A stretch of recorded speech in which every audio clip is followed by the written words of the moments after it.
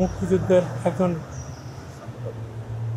বিশিষ্ট সংগঠক হাসানুল হক ইনু, যিনি জাতীয় সমাজতান্ত্রিক দল ইনু গ্রুপের সভাপতি,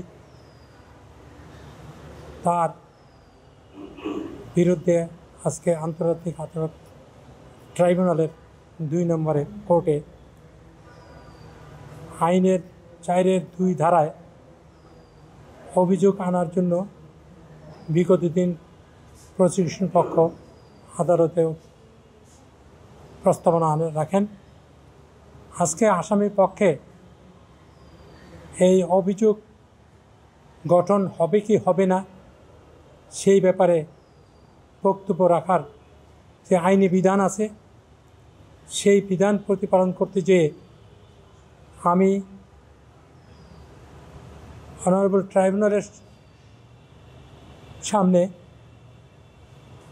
আমার বক্তব্য উপস্থাপন করতে চেয়ে আমি বলেছি যে রাষ্ট্রপক্ষ আমার আসামির বিরুদ্ধে 2টি অভিযোগ এনেছে। একটা সুপিরিয়র কমান্ড রেসপন্সিবিলিটি, আরেকটা হলো কমপ্লিসিটি, অর্থাৎ উনি সুপিরিয়র কমান্ড রেসপন্সিবল হওয়া সত্ত্বেও উনি যে দায়িত্ব পালন করেছেন বিগত যেই জুলাই আন্দোলনে, তাতে করে অনেকে হতাহত হয়েছেন। সেই অভিযোগের প্রেক্ষিতে আমি আমার জবাবে বলেছি রাষ্ট্রপক্ষ এই অভিযোগ প্রমাণ করার জন্য আদালতে যেই সকল তথ্য উপাত্ত উপস্থাপন করেছেন তার অংশবিশেষ আদালতের দৃষ্টি আকর্ষণ করে বলেছি সুপিরিয়র রেসপন্সিবিলিটি প্রমাণ করার এমন কোনো তথ্য উপাত্ত রাষ্ট্রপক্ষ ওনার বিরুদ্ধে উপস্থাপন করতে পারেন নাই। আর দ্বিতীয় যে চার্জ কমপ্লিসিটি, ওনার যে সম্পৃক্ততা এই ব্যাপারেও কোনো তথ্য উপাত্ত আনতে পারেন নাই। বরঞ্চ আমি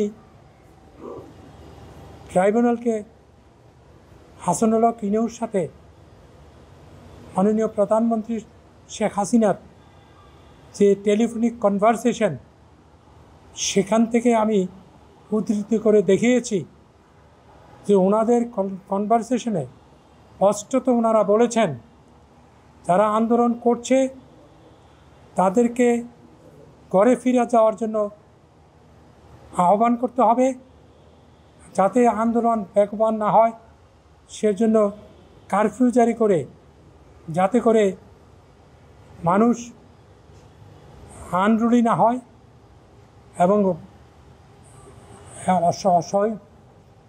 সহিংস কোনো ঘটনা না ঘটাতে পারে, সেই জন্য হাসানুল হক ইনু শেখ হাসিনাকে পরামর্শ দিয়েছেন। এবং শেখ হাসিনাও বলেছেন যে কারফিউ হবে কিন্তু কোনো গুলি হবে না, স্পষ্ট করে বলে দিয়েছেন।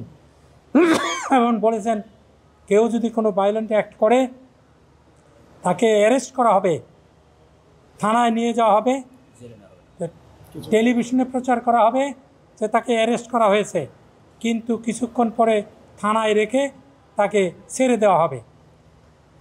এই অবস্থায় এই কনভারসেশন থেকে স্পষ্টত প্রতীয়মান হয় যে আওয়ামী লীগ সরকার সহ 14 দল তারা সাধারণ জনগণের আন্দোলনের দমন করার জন্য কোনোরূপ অন্যায় আশ্রয় গ্রহণ করেন নাই।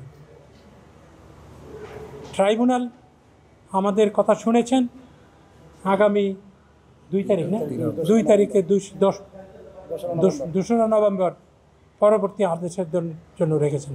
Thank you.